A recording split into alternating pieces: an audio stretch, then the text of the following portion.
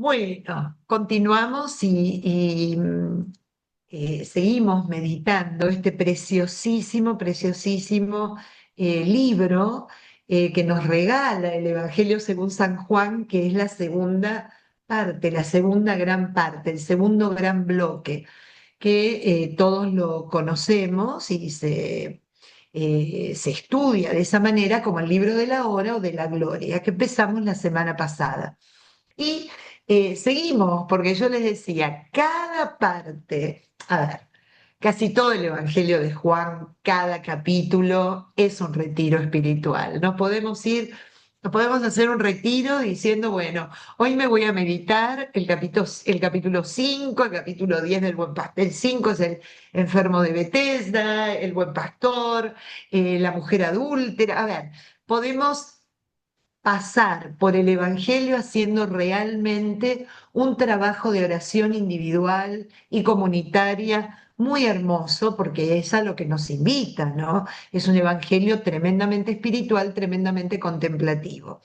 Entonces, en el libro de la hora es donde ya estamos enfrentados de manera concreta frente a aquel que sí quiere darse a conocer, ahora sí, de una manera muy especial, no a través de los signos en donde se revelaba y se daba y iba mostrando quién era, iba dándonos a conocer de a poco quién era aquel que realizaba tal magnitud, ¿no? Con tanta contundencia cada signo, ahora sí ya nos va preparando porque se va a querer revelar de una vez y para siempre durante la pasión en la cruz. Jesús en la cruz quiere ser reconocido. Este sí es el Hijo de Dios que quita el pecado del mundo, el Mesías, el Hijo de David, todos los títulos que a lo largo de todo el Evangelio fueron surgiendo. Ahí es donde nos damos cuenta qué significa, cuál fue su misión y cuál fue su actitud hasta llevar adelante y cumplir de manera cabal la misión que le pidió el Padre. Así que estamos en esa.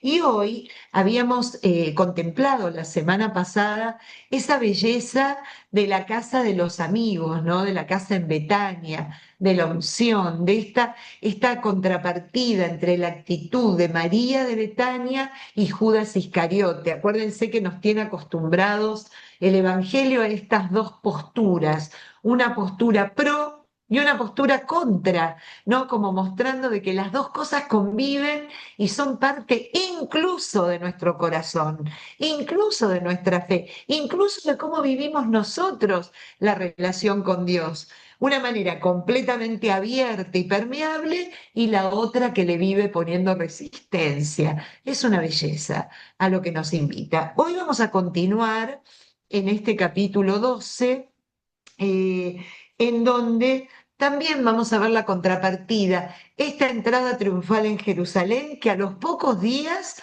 se va a convertir en el grito de la pasión. Los que hoy dicen Hosana, en breve van a decir crucifícanle, porque no nos vino a traer, no cumplió, no vemos que pase nada. Y nosotros queremos resultados, ¿no? En el aquí y en el ahora, resultados temporales, resultados de mejorías parciales. En cambio, el Señor nos viene a traer un cambio rotundo, algo que realmente nos cambie la vida. Así que en esa estamos. Hoy, ¿qué vamos a ver? Si Dios lo permite, la entrada triunfal en Jerusalén y una, ah,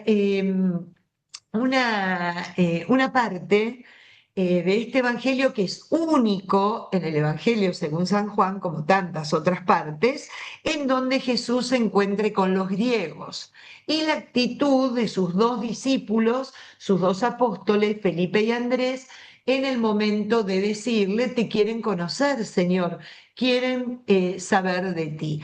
Así que bueno, hoy tenemos como plan ambicioso incursionar en estos dos temas, pero antes vayamos a encontrarnos con una oración que nos predisponga el corazón a través de la palabra del día.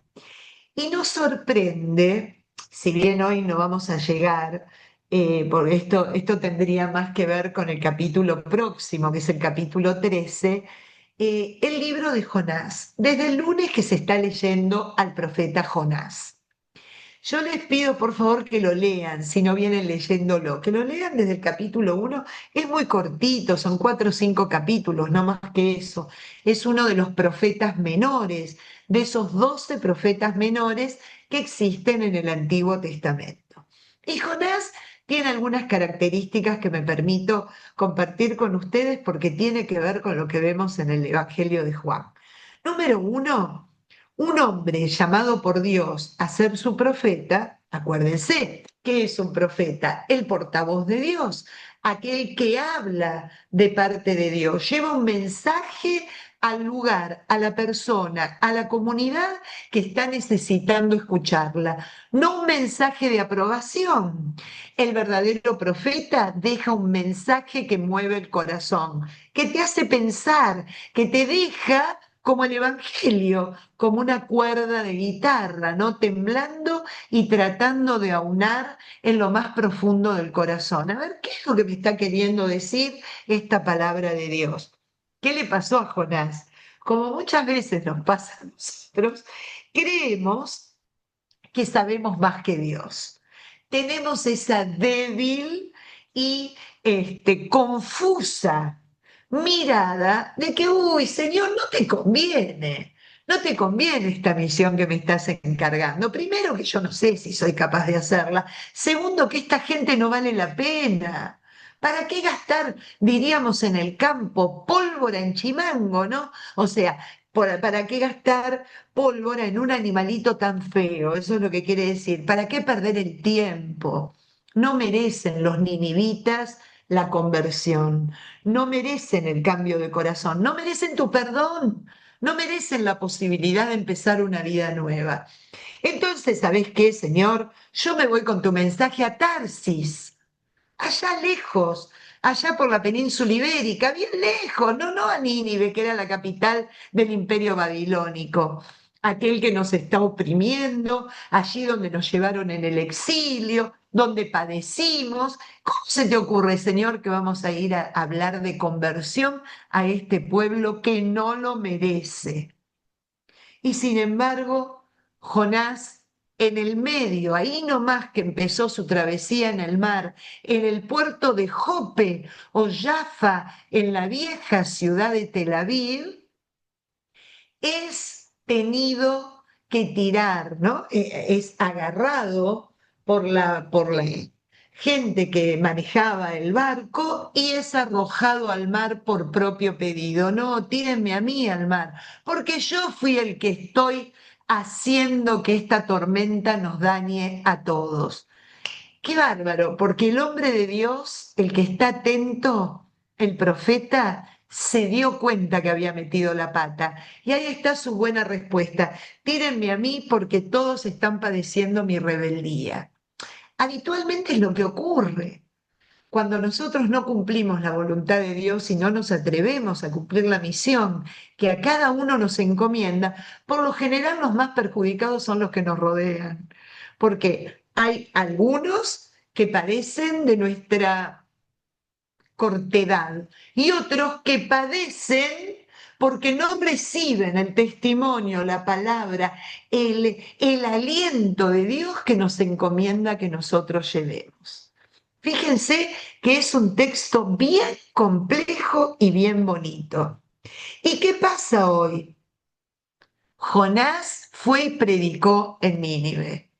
La población se dejó conmover el corazón y comienza un tiempo de arrepentimiento, ayuno y pedido de perdón. Conversión. Pero ¿qué le pasa a Jonás? Le gana su humanidad. No ve cambios, no ve que Dios vaya y los destruya, no ve que les caiga fuego del cielo. Él quería justicia divina, él quería que a estos que se estaban convirtiendo Dios no los perdonara. Nuevamente la humanidad. Y Dios le da una gran lección. Les hice esta introducción porque es precioso cómo nos describe, cómo describe nuestra incapacidad de vivir la misericordia de Dios en nuestra vida cuando la experimentamos. Porque si el Señor que nos perdona nos vuelve a dar todos los días la oportunidad de empezar de nuevo, nos dice, sean iguales con los que los rodean. Regalen esa oportunidad al que está junto a ustedes. Si viven eso que yo les hago vivir, ¿no? Les hago experimentar, ¿cómo no lo van a hacer con el más pequeño de sus hermanos? Fíjense qué cosa más hermosa. Entonces, fíjense cómo termina la lectura de hoy. Justamente no quise leerla entera porque es muy larga y además quería un poquito introducirles el tema. Dice, como estaba protestando porque la ciudad no era consumida por las llamas de la ira de Dios, ¿no? Dice, el Señor le pregunta a Jonás, ¿te parece que tienes razón para enojarte? Jonás salió de Nínive y se sentó al este de la ciudad. Allí levantó una choza y se sentó a la sombra de ella para ver qué iba a suceder en la ciudad. Entonces el Señor le hizo crecer allí una planta de ricino que se levantó por encima de Jonás para darle sombra y librarlo de su disgusto. Jonás se puso muy contento al ver esa planta, pero al amanecer del día siguiente, Dios hizo que un gusano picara el ricino y éste se secó. Cuando salió el sol, Dios hizo soplar un sofocante viento del este. El sol golpeó la cabeza de Jonás y se sintió desvanecer. Entonces se deseó la muerte, diciendo, prefiero morir antes que seguir viviendo. Dios le dijo a Jonás, ¿te parece que tienes razón de enojarte por este ricino? Y miren lo que le contesta Jonás. Sí, tengo razón para estar enojado hasta la muerte. Ya ahí había sufrido dos decepciones, que Nínive no había sido destruida y que el ricino se había secado. Imagínense, todo me sale mal, Señor, ¿no? El Señor le respondió. Tú te conmueves por ese ricino que no te ha costado ningún trabajo y que tú no has hecho crecer, que ha brotado en una noche y en la misma noche se secó.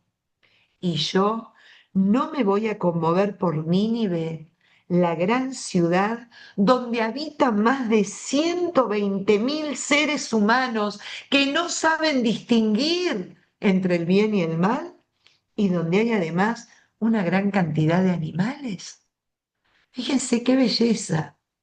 Perdonen que tomé este espacio de Juan para hablar de esto, pero no nos dista demasiado de lo que el Evangelio de Juan nos va a querer contar en este de hoy y en el próximo de la semana que viene, en donde nos demuestra la incapacidad, primero, de poder experimentar la gracia, el amor, la misericordia, todo lo que el Señor nos regala a cada momento en nuestra vida. Y por cualquier cosa nos disgustamos, por cualquier cosa nos enojamos y hasta por cualquier cosa deseamos no existir más.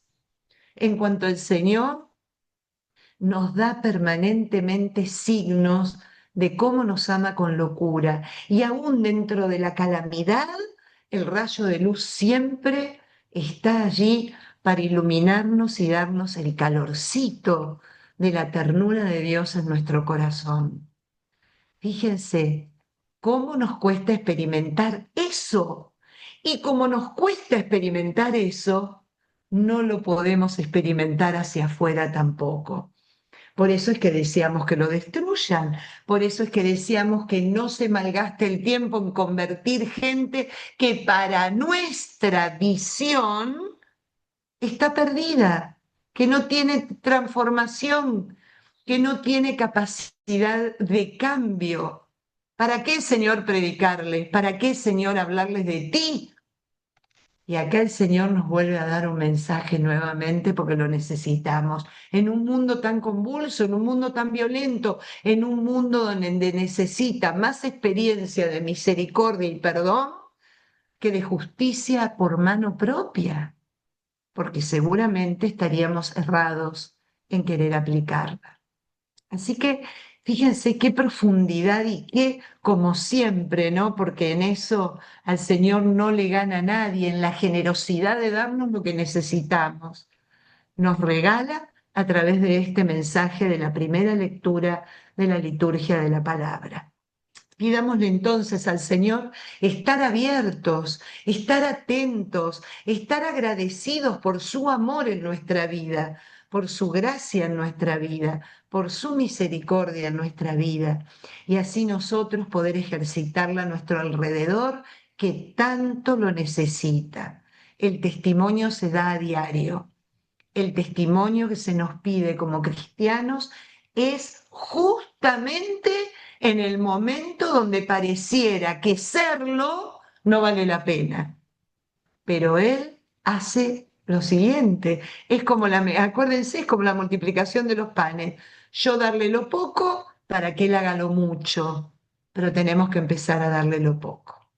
Todo esto, Señor, te lo pedimos a vos, que vivís, reinás y estás con nosotros hasta el final de los tiempos. Amén. En el nombre del Padre, del Hijo y del Espíritu Santo. Amén. Y es por eso, por todo esto, que una vez más el Señor hace muestra de su amor por su pueblo y nos lo expresa en el capítulo 12 del Evangelio según San Juan, en el versículo 12, contándonos esta entrada a Jerusalén y cómo lo quiere hacer. Vamos a leerlo para poder, es completamente distinta, mucho más sintética, mucho más concisa que en los sinópticos, pero con un montón de significados. Vamos a leerlo. Al día siguiente, un gran gentío que había llegado para la fiesta al día siguiente de que se produce la unción en Betania, ¿no? Recuerden que el Señor habitaba en Betania, hago una salvedad para ponernos en contexto. En Pascua, aún hasta el día de hoy, se llena Jerusalén porque es una fiesta de peregrinación y es una fiesta muy importante para el pueblo judío. Entonces ya no había albergue que contuviera la cantidad de gente que peregrina. ¿Dónde prefería quedarse él en este tipo de festividades? En la casa de sus amigos. Por eso está en Betania, en la casa de Lázaro, María y Marta, porque está a muy pocos kilómetros, a distancia donde uno puede ir caminando sin problema y entrar de esa forma a Jerusalén, ¿no? Y poder pernoctar y poder estar tranquilos en una casa donde se les ofrece albergue. Entonces ahí es donde está hablando de esta manera. Al día siguiente que se produce la unción en Betania, un gran gentío que había llegado para la fiesta, al saber que Jesús se dirigía a Jerusalén, tomaron ramas de palma y salieron a su encuentro gritando: Hosana, bendito el que viene en nombre del Señor, el Rey de Israel.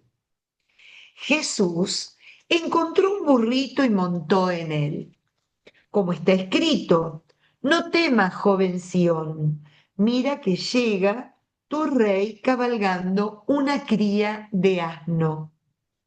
Esto no lo entendieron los discípulos en aquel momento, pero cuando Jesús fue glorificado, se acordaron de que todo lo que había sucedido era lo que estaba escrito acerca de él.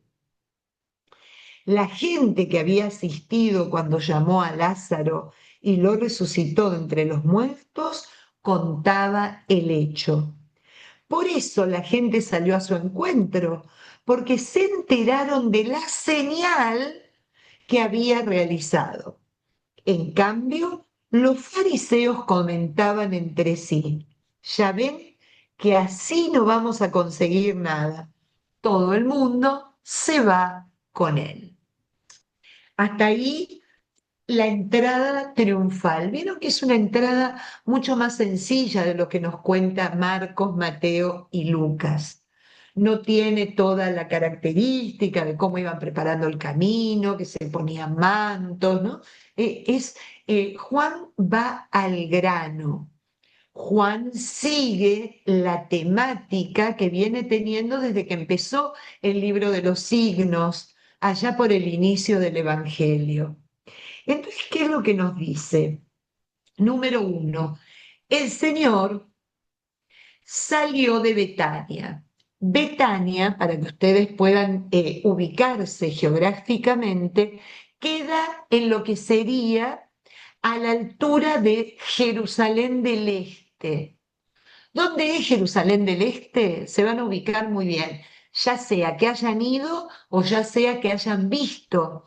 ¿Vieron esa imagen tan imponente de Jerusalén con la cúpula dorada? Donde siempre se nos presenta y uno la ve ahí enterita y la ve completa desde un montículo. Bueno, eso se denomina Jerusalén del Este. Es el barrio musulmán hoy día para que ustedes tengan más o menos una apreciación geográfica del día de hoy.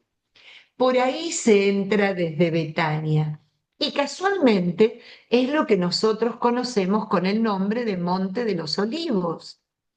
Y es esa bajada que cuando uno lo realiza en peregrinación o el Domingo de Ramos, se baja de una manera bien, bien profunda hasta entrar en la ciudad, pasando por lo que es el huerto de Getsemaní. Por esa puerta es por la que va a entrar el Señor, la puerta del Mesías, la puerta dorada, hoy día cerrada a cal y canto, porque detrás de esa puerta se construyó la mezquita más grande del mundo, que está en la explanada del templo, ¿no? Les cuento todo esto para que ustedes se puedan ubicar geográficamente y puedan más o menos darse cuenta por dónde es que el Señor va entrando a Jerusalén.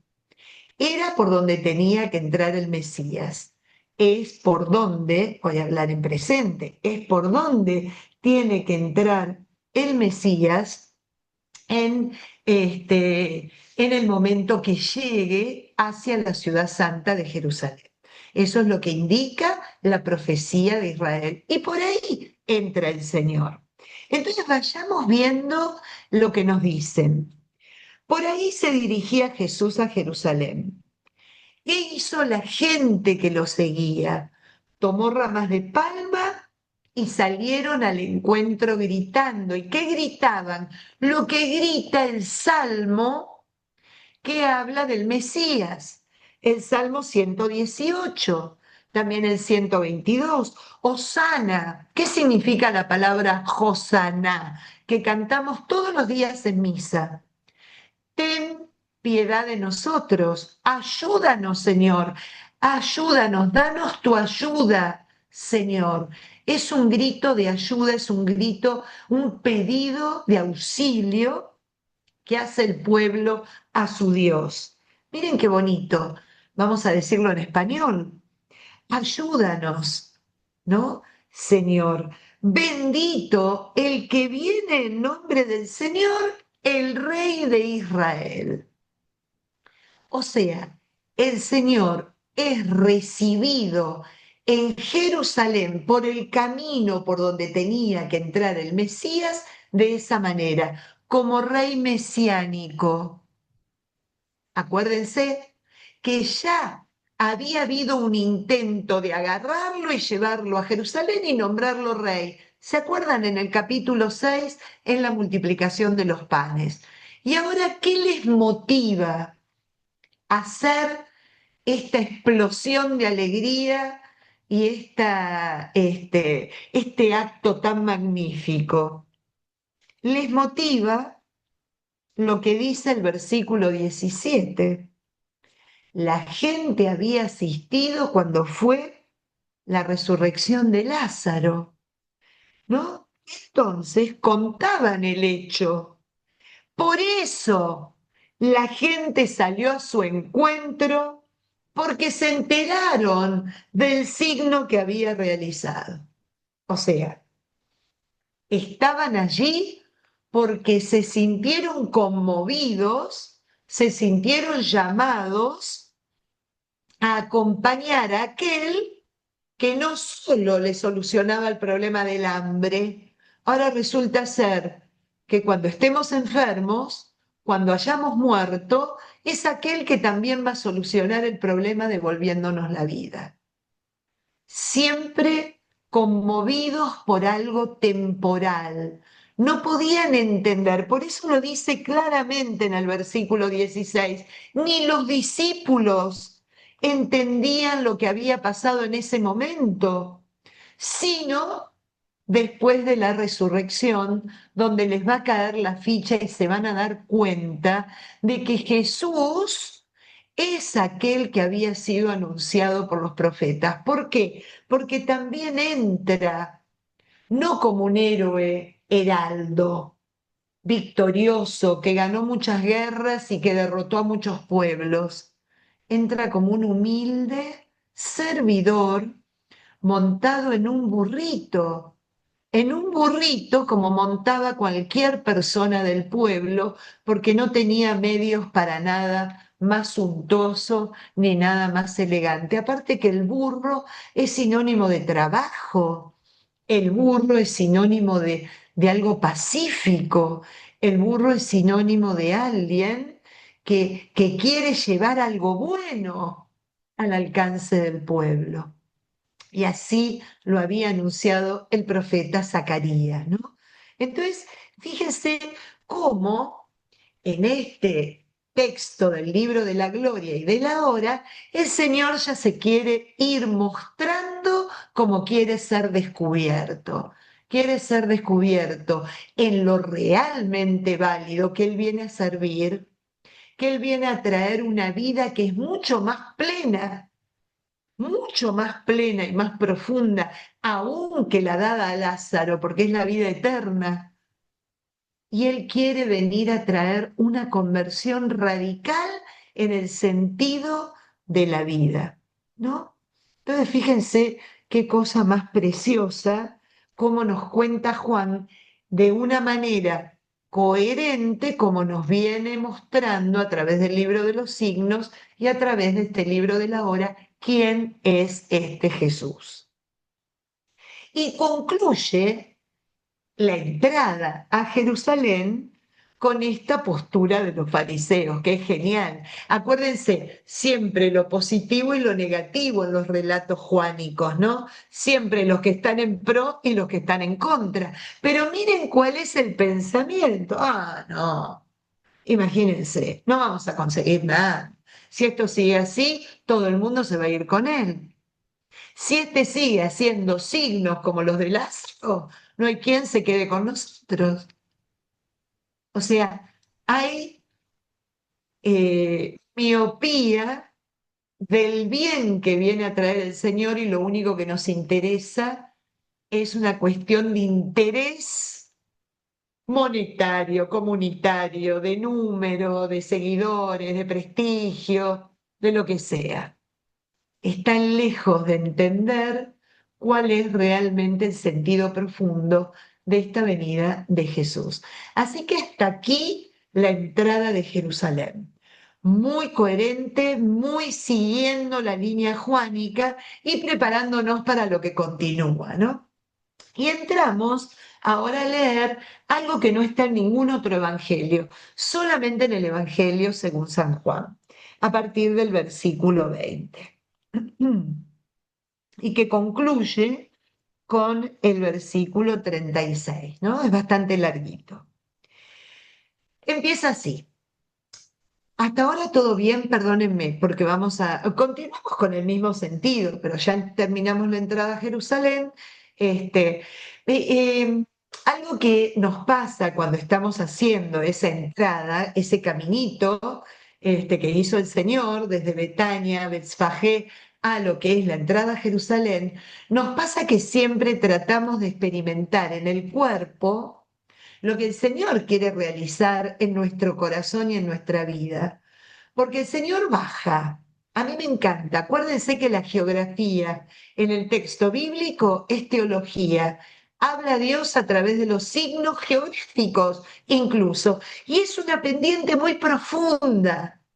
Y la entrada que quiere hacer triunfal es a nuestra vida, es al centro de nuestro corazón, al centro de nuestra alma. Quiere ingresar ahí, quiere ingresar como quien es, como el Mesías, como el Redentor, como el Salvador, como el que nos viene a traer la eternidad a nuestro corazón. Allí es a donde quiere ingresar, ¿no? Siempre me llama tanto la atención que es tan pendiente, es tan resbaladiza, siempre alguno se golpea la cola bajando por esa pendiente cuando lo hacemos en persona, ¿no? Porque bueno, porque no es fácil el camino, pero es absolutamente apasionante, es absolutamente apasionante. Entonces, eh, les invito a que también ustedes lo puedan realizar de manera espiritual, ¿no? A ver, el Señor quiere entrar a mi vida de esta manera. Primero, con la sencillez y casi sin hacer ruido, trayéndome un mensaje de vida, porque los que impulsan que haya gente que lo reciba pidiéndole auxilio en el Hosana, es los que fueron testigos de la resurrección de Lázaro. Entonces, me quiere traer un mensaje de vida Zoé, de vida plena de sentido, ¿no? ¿Cómo reacciono yo? ¿Cómo lo recibo? ¿Cómo voy preparando ese corazón que en breve también va a ser testigo de una entrega y una entrega total y absoluta? ¿No? Un poquito nos quiere ir predisponiendo de esa manera. En el versículo 20, que era donde íbamos, cuenta lo siguiente. Había unos griegos que habían subido para los cultos de la fiesta. Se acercaron a Felipe, el de Bethsaida, de Galilea, y le pidieron, Señor, queremos ver a Jesús. Felipe va y se lo dice a Andrés. Felipe y Andrés van y se lo dicen a Jesús. Jesús entonces le contesta, ha llegado la hora de que el Hijo del Hombre sea glorificado. Les aseguro que si el grano de trigo caído en tierra no muere, queda solo, pero si muere, da mucho fruto. El que se aferra a la vida la pierde. El que desprecia la vida en este mundo, la conserva para una vida eterna. El que quiera servirme, que me siga. Y donde yo estoy, estará mi servidor. Si uno me sirve, lo honrará el Padre. Yo me voy a quedar hasta acá. Es hermoso, por eso nos va preparando para que entremos en esta profundidad y va preparando a sus discípulos para entrar en la misma profundidad. Acuérdense que en la entrada a Jerusalén y mil veces más anteriormente nos dijo, ellos no entendían lo que estaba ocurriendo. Como Jonás. Por eso arrancamos con la historia de Jonás hoy, ¿no? Ya que es la liturgia de la palabra del día de la fecha. Igual, y como nosotros tampoco entendemos qué es lo que está pasando y cómo sucede el aquí y el ahora. Acuérdense que todo esto fue escrito para qué, para que creamos. Entonces, lo que no entendemos, confiamos en ti, Señor. Lo que no logramos captar, esperamos en ti, Señor. Lo que hoy no podemos alcanzar con el raciocinio, con el conocimiento, con aquellos elementos chiquitos que tenemos en nuestro haber, estamos seguros, Señor, que en su momento y en su lugar nos lo hará saber, Señor. ¿No? Un poco el Evangelio nos lleva a eso, Fíjense el detalle. ¿Quiénes eran estos griegos? Cuando nosotros leemos esto, podemos pensar que era gente pagana, que era gente pagana que llegó atraída por la figura de Jesús. No, son judíos griegos. Son judíos que no viven en Palestina, sino que viven durante siglos en la cuenca mediterránea y que tienen en su haber una cultura mucho más griega que judía, que hebrea. Tienen una forma de relacionarse con Dios completamente distinta a la gente de Palestina, a la gente especialmente de Jerusalén. Esos son los que llegan. ¿Por qué? Porque es fiesta de peregrinación, porque es la Pascua, porque están allí porque quieren peregrinar como lo indica la ley. Por eso dice, los griegos que habían subido para los cultos de la fiesta. ¿Y a quién le hablan? Le hablan a Felipe y Andrés, que son dos que ya los nombres nos indican, si bien habían nacido en Bethsaida, al costadito del mar de Galilea, pertenecían también a la Decápolis, a esas 10 ciudades griegas, y tenían un conocimiento más o menos claro de cómo se vivía fuera de Jerusalén. Tienen incluso nombres griegos, tanto Felipe como Andrés. ¿No? Llaman la atención los nombres griegos de estos dos apóstoles de Jesús.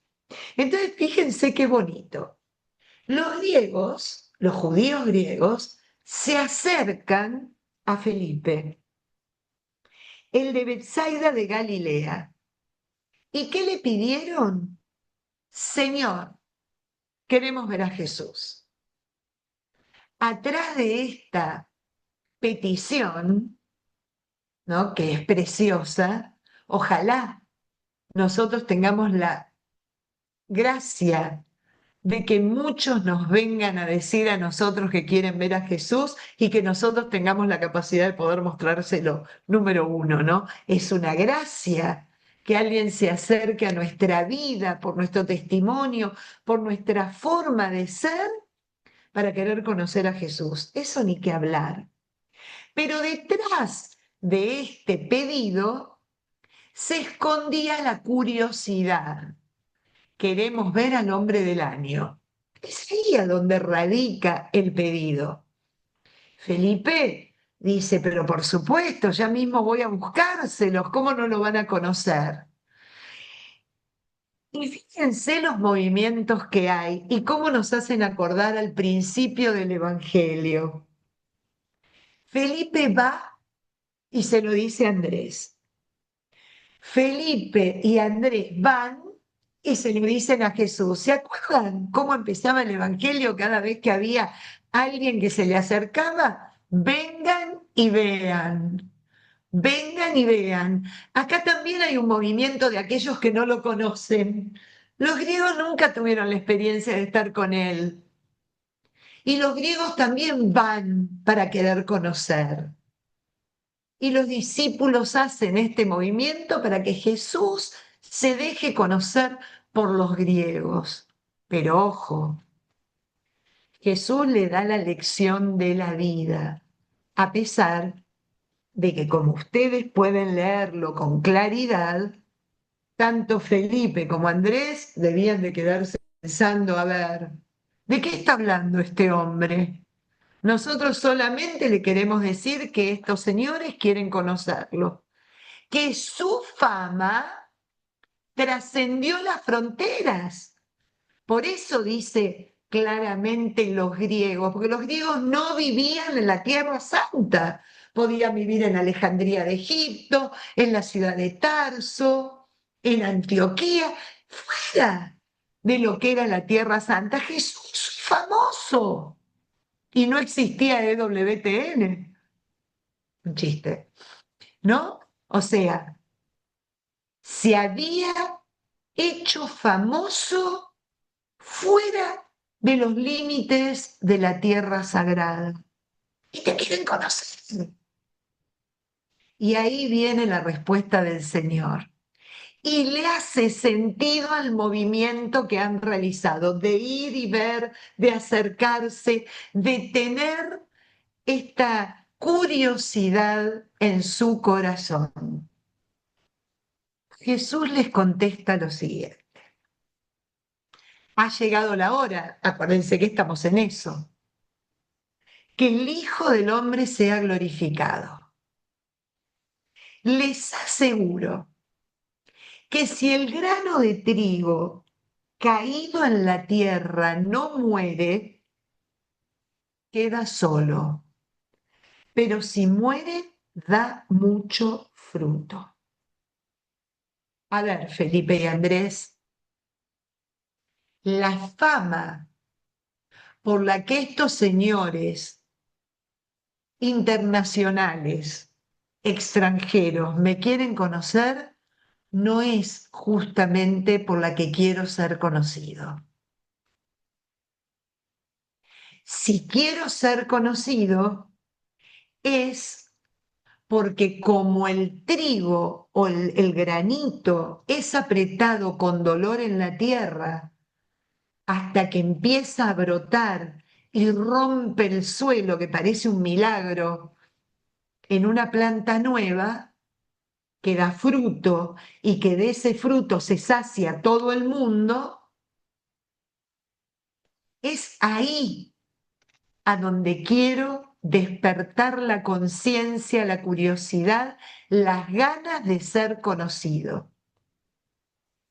Yo me imagino que Felipe y Andrés estarían pensando qué nos habrá querido decir, qué es lo que qué habrá entendido. Nosotros queríamos llevarlo donde los griegos, ¿y por qué nos larga esta perorata? Y qué cosa más bonita, porque se acercaron a ellos para que les muestre a Jesús. Y Jesús les dice: yo quiero que muestren a este Jesús, al grano que cae en tierra, que es abrazado, roto y que da vida y da vida en abundancia. Ojo con qué Jesús van a mostrar. Ojo, qué Jesús van a llevarles a los demás para que conozcan. El centro de la vida de Cristo es la entrega por toda la humanidad. ¿Para qué? Para redimirla, para transformarla, para restaurarla, para invitarla a vivir una vida nueva. Ahí quiero que me conozcan Felipe y Andrés. No como el actor del momento, el hombre del año, aquel que soluciona los problemas. Es clarísimo y es bellísimo. Y es una enseñanza también, porque como nos va a decir en el capítulo 13, si yo que soy el maestro y el Señor hago estas cosas por ustedes, ustedes también tienen que hacerlas unos a los otros. Y de esta misma manera tenemos que ser reconocidos como cristianos, dejándonos apretar por la tierra, dejando que nuestra semilla también se rompa, aunque duela. ¿Para qué? Para que pueda brotar, para que pueda también ser fecunda y para que pueda convertirse en alimento para tantos, que a través de ese alimento conocerán muy plenamente quién es el Señor que nos sostiene y a su vez que alimenta nuestra vida. Entonces, es hermosísimo el encuadre que le da el Señor y la manera como lo relata este evangelista. Y concluye para dar un pleno sentido de lo que está diciendo. El que se aferra a la vida la pierde. El que desprecia la vida, pero ojo, lean muy bien, ¿eh? El que desprecia la vida en este mundo, la conserva para una vida eterna. El que no se mundaniza. Acuérdense el sermón de la montaña: nadie puede servir a dos señores, porque amará a uno y odiará al otro, ¿no? Es ¿a dónde está tu tesoro? Está tu corazón. ¿Dónde está mi tesoro? ¿A dónde tengo puesto mi cimiento? ¿A dónde está realmente la seguridad absoluta y total de mi vida? De eso habla el Señor cuando dice el que desprecia la vida en este mundo. No porque haya que despreciar la vida, sino la vida mundana, aquella que tiene principio y fin, aquella que no me puede aportar eternidad, aquella que no tiene trascendencia, aquella que no es Zoé, que carece de sentido. Es extraordinaria. Y después, lo que termina regalándonos es, el que quiera servirme, que me siga. Y donde yo estoy, estará mi servidor. Si uno me sirve, lo honrará el Padre. Desde todo, desde toda la historia de la salvación, el rendir servicio a Dios es rendir culto, es honrarle, ¿no? Cuando el Señor le dice al faraón, necesito que liberes a mi pueblo para que vengan a esta montaña y me sirvan, le está diciendo para que me rindan culto, para yo ser el Dios de su vida. No podemos tener a Cristo como Dios de nuestra vida si no le seguimos, si no apoyamos nuestros pequeños pies en sus huellas, si no nos dejamos moldear por Él. ¿No? Y qué hermoso, porque eso nos asegura que si tenemos esa intención, donde Él esté, vamos a estar nosotros, porque vamos a estar deseosos que nuestra huella, nuestro pie, esté en su huella bendita, esté pisando su camino, esté viviendo su vida. Si uno me sirve de esa manera, ¿no? Uniendo fe y vida, lo honrará el Padre. Dios honrándonos a nosotros, porque nos dignamos a seguir a su Hijo, porque nos dignamos en este seguimiento a servirle. O sea, no se puede servir a Dios si no lo seguimos. Y si lo seguimos, le servimos. No se puede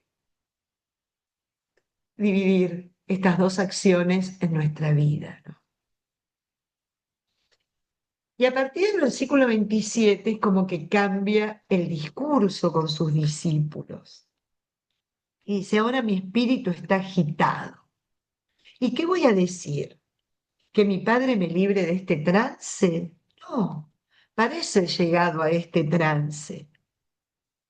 Padre, da gloria a tu nombre. Vino una voz del cielo, lo he glorificado y de nuevo lo glorificaré. La gente que estaba escuchando decía, ha sido un trueno. Otros decían, le ha hablado un ángel. Jesús le respondió, esa voz no ha sonado por mí, sino por ustedes. Ahora comienza el juicio de este mundo, y el príncipe de este mundo será expulsado.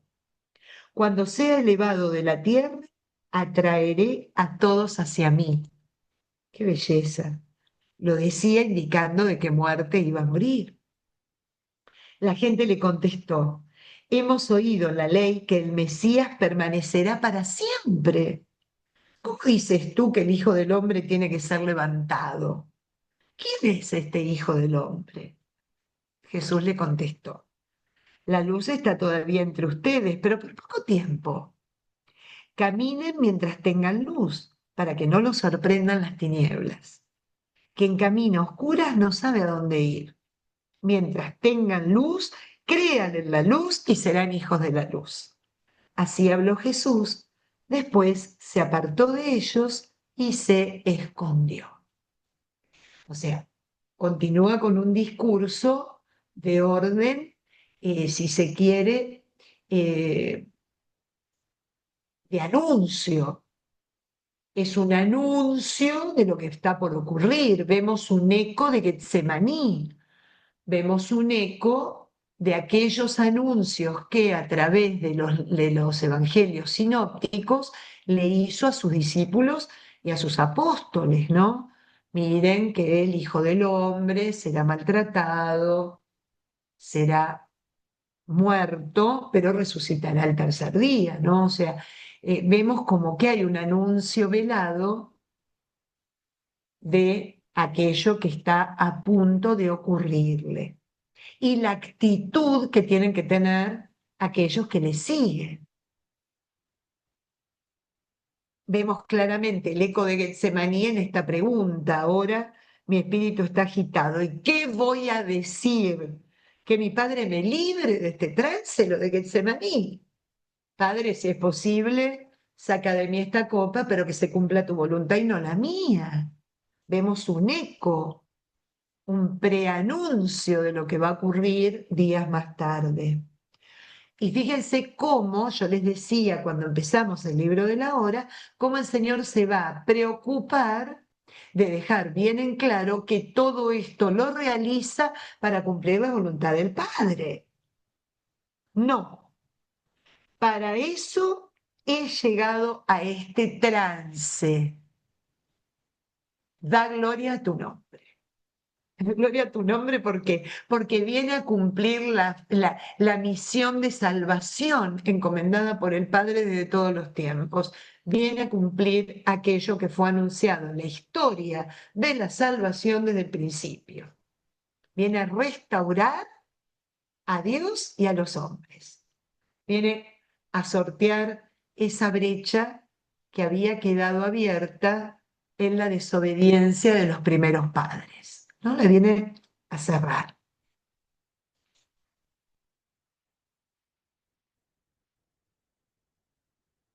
Esta cosa tan bonita que Juan nos repite, esto que ustedes escuchan, la voz del Padre, no lo escuchan no es algo para mí, sino que es algo para que ustedes crean, para que se convenzan quién es el que me está enviando, ¿no? Ahora comienza el juicio de este mundo, ¿no? Que es lo que va a llevarse adelante esta temática a lo largo de estos últimos capítulos en el Evangelio. Y qué bonito, el príncipe de este mundo será expulsado. Yo triunfaré sobre el mal, triunfaré sobre la mentira, triunfaré sobre la vana ilusión, ¿no? Y qué bonita la famosa frase del versículo 32, cuando sea elevado, atraeré a todos hacia mí, ¿no? Hacia la cruz, atraeré a todos hacia mí.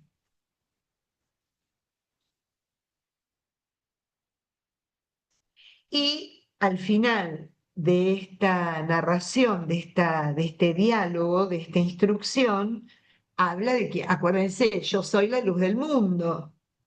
El que camina a oscuras no sabe a dónde va. Está todavía la luz, pero por poco tiempo. Caminen mientras tengan luz, que no los sorprendan las tinieblas, ¿no? Esta cosa eh, de aprovechar la presencia del Señor, seguir siguiendo sus huellas y dejándose iluminar por Él, ¿no? Mientras tengan luz, crean en la luz y serán hijos de la luz, ¿no? O sea, no somos hijos de la luz por magia, sino por creencia. Y la creencia en el Evangelio de Juan y en toda la Sagrada Escritura significa atrevernos a vivir de una manera tal que empecemos a hacer otra luz para otros, ¿no? Con la luz del Señor, llevar en nuestro fanal una llama encendida por Él. Y ahí termina, ahora lo que vamos a ver, podemos terminar y con esto ya estamos bien, concluimos por hoy. El ministerio público ya nunca se va a volver a expresar públicamente Jesús, ¿no? Ya a partir de este momento vamos a encontrar a un Jesús con sus discípulos, con los más cercanos, con sus apóstoles, a partir especialmente del capítulo 13. A pesar de las muchas señales que había realizado en su presencia, no creían en él. Así se cumplió lo que dijo el profeta Isaías. Señor, ¿quién creyó nuestro anuncio? ¿A quién se reveló el poder del Señor? Así que no podían creer, como dice también Isaías, he cegado sus ojos y ha endurecido su mente para que sus ojos no vean y su mente no comprenda, para que no se conviertan de modo que yo los sane. Eso dijo Isaías porque vio su gloria y habló de él.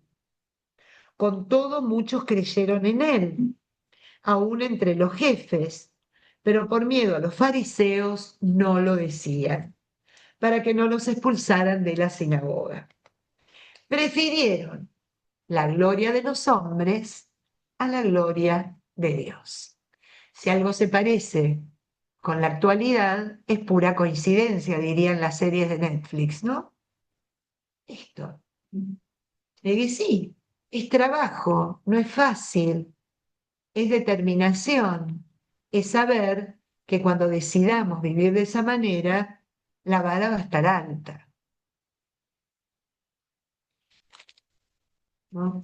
Fíjense que lo fue antes, lo sigue siendo y lo seguirá siendo, porque eso depende de la actitud de cada uno, depende de la determinada determinación de cada uno que abrace la fe y la quiera vivir en profundidad. Jesús exclamó, el que cree en mí, en realidad no cree en mí, sino en aquel que me envió. Y el que me ve, ve al que me envió. Yo soy la luz y he venido al mundo para que quien cree en mí no se quede a oscuras. Al que escucha mis palabras y no las cumple, yo no lo juzgo, porque no he venido a juzgar al mundo, sino a salvarlo. Quien me desprecia no acepta mis palabras, tiene quien lo juzgue. La palabra que yo he dicho lo juzgará el último día. Porque yo no hablé por mi cuenta. El Padre que me envió me encarga lo que debo decir y hablar. Y sé que su encargo es vida eterna. Lo que digo, lo digo como me lo ha dicho el Padre. O sea, ahí concluye, como lo dijo en tantas oportunidades antes, esta, este, este discurso y esta última aparición en público y, como le llama el padre Schockel, ministerio público de Jesús. Un poquito sintetizando lo que venimos escuchando a lo largo de todo el libro de los signos, ¿no? Qué belleza, el que cree en mí, en realidad no es que crea en mí, cree en el que me envió, conoce al Padre, entiende por qué el Padre me envió. Es muy bonito. Y el que escucha mis palabras, yo no lo voy a juzgar, porque no he venido a juzgar, como decía en el capítulo 3, sino a salvar. A ver que nos quede claro esto, ¿no? Jesús es el Salvador. Y todo lo que hice y dije, lo he dicho y hecho, porque el Padre me lo ha así anunciado. Así que bueno. Entramos a partir del capítulo próximo, el 13, la semana que viene ya en un ámbito completamente distinto, en la intimidad y la despedida de Jesús con sus apóstoles y en cada una de las enseñanzas que va a querer dejarles como regalo póstumo, ¿no? Como regalo antes de su muerte, y digo póstumo porque lo van a entender después de la muerte, cuando les llegue el Espíritu Santo y les abra el entendimiento y el corazón. Así que bueno, cuéntenme alguna pregunta, comentario, reflexión, algo que no haya quedado en claro, hablen ahora o callen para Patricia, siempre. Buenos Sí. días. Buen día, Leonor querida, buen día, ¿cómo estás? Bien, gracias a Dios. Patricia, es que esa última parte que leíste allí siempre me ha llamado la atención, donde dice que Él les endureció el corazón. ¿Eso realmente a qué se refiere? No, pues, Señor, acuérdense de una premisa, se refiere a lo siguiente. Dios cuando nos crea con libertad, Leonor. Sí, sí. Y ante el empecinamiento, lo que quiere decir el profeta, como en el faraón, él no va a obrar de una manera que nosotros no querramos que suceda. No sé si soy clara. La propuesta del Señor es que cambiemos, pero si nos empecinamos en la necedad, nos deja empecinados en la necedad. ¿No?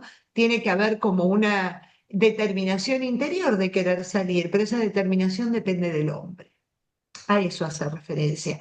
No que sea una acción de Dios malvada, voy a endurecerles el corazón, así me divierto un rato viendo cómo sufren. No, nos muestra que cuando nosotros lo endurecemos y no queremos rectificar, obra contrario a nuestro deseo, nos deja seguir por el camino que elegimos.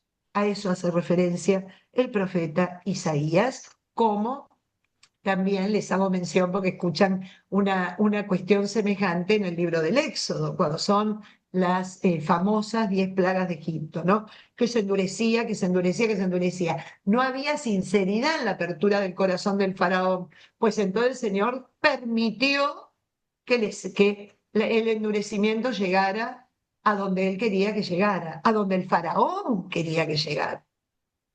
No sé si soy clara, Leonor. Sí, porque no deja de ser como, o sea, a mí me parece como paradójico lo de la libertad, ¿cierto? Eso estamos claros, o sea, es como el gran regalo, ¿cierto? De la libertad. Pero no sé si sea problema de traducción o qué, porque cuando no, lo escuchamos así, no somos Sí. literales, pues, ¿cierto? Y lo vemos que así es, ¿cierto? Que es nosotros los que endurecemos el corazón.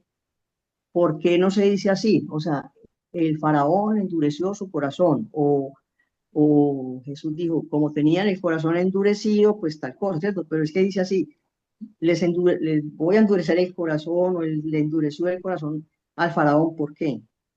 Claro, lo que pasa es que tenemos que poner en contexto la Mm. expresión. Cuando la ponemos en contexto, entendemos con una claridad absoluta a qué hace referencia. Ante la decisión humana, el Señor no interviene,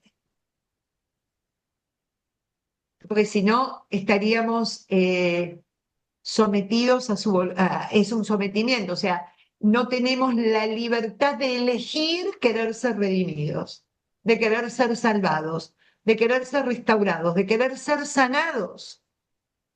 A eso hace referencia. Y ante la elección, deja correr y cuando deja correr, la cosa se pone cada vez más dura y peor.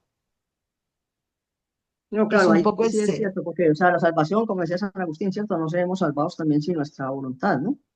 Absolutamente, es ahí a dónde va. Acuérdense que el corazón es el centro de la voluntad del hombre, Mm. es el Ujú. centro de la determinada determinación, como nos diría Teresa. El corazón no es el centro de los sentimientos. Recuerden siempre este detalle que a veces se nos olvida porque somos occidentales. Para el oriental, la sede de los sentimientos son las entrañas, el rajamín en hebreo.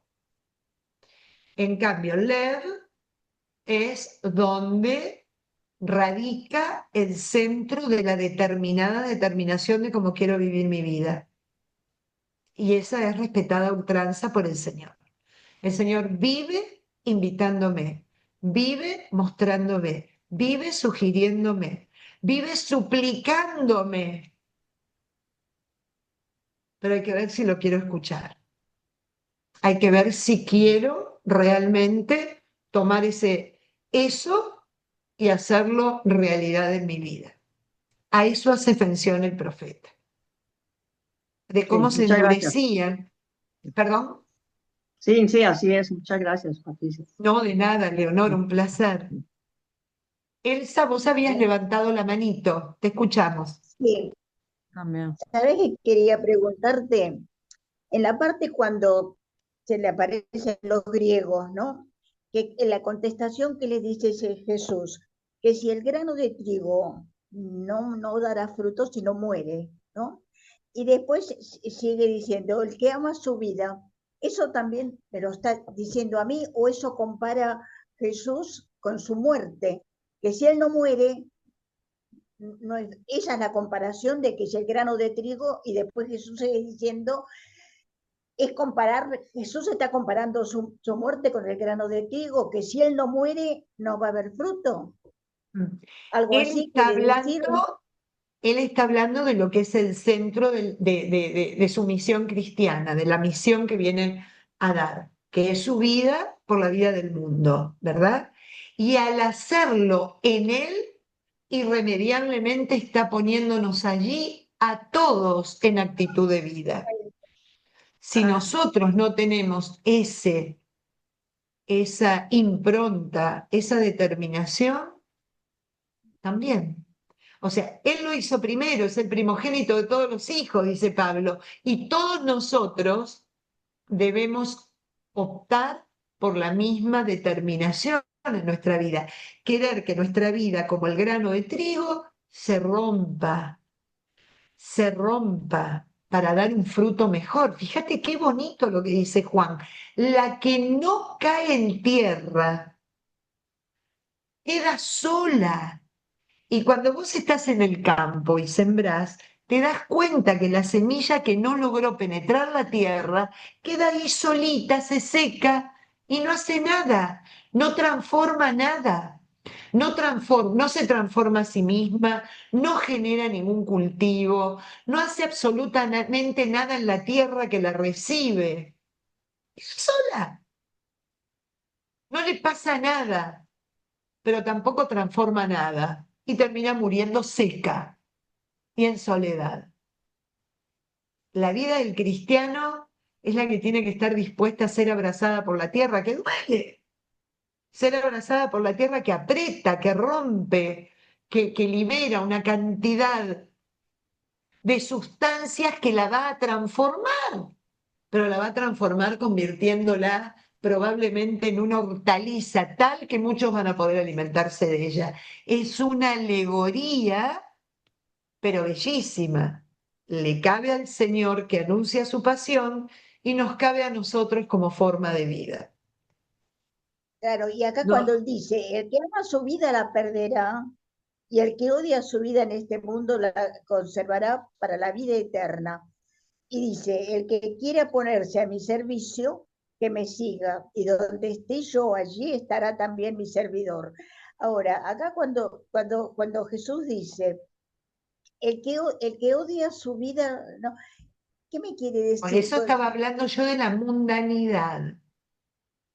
El que odia su vida mundana, terrenal, limitada, esto que empieza aquí y termina aquí, esta que sabemos que tiene fecha de vencimiento, pero que muchas veces vivimos en pos de esta que tiene fecha de vencimiento y no jugamos ni metemos mano en la obra por aquella que tiene la trascendencia de la eternidad. Eso nos está invitando, que tu trabajo, que tu desvelo, que tu desdén sea trabajar por la vida eterna, no por esta que como el yogur vence el día tal. Es una vida carente de sentido, está hablando de odiar la vida en la mundanidad, abrazar la vida plena de sentido, que hace a su vez que nuestra vida en este mundo sea diferente y que el mundo que recibe esta vida plena también sea diferente.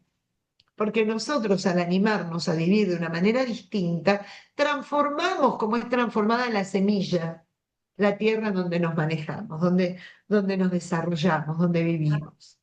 Bien, ahora entendí, Es, ahora es sí, muy ahora entendí. bonito, es muy bonito el Es sentido de hermoso, es plenitud. hermoso, es hermoso. Y cuando lo entendemos es mejor todavía. Gracias, Claro. Patricia. De Siempre nos nada, de ayudas nada. a entender todo. Gracias. De nada, mis queridas. Bueno, seguimos la semana que viene en este grupete lindo de los miércoles a la mañana. Así que bueno, gracias María del José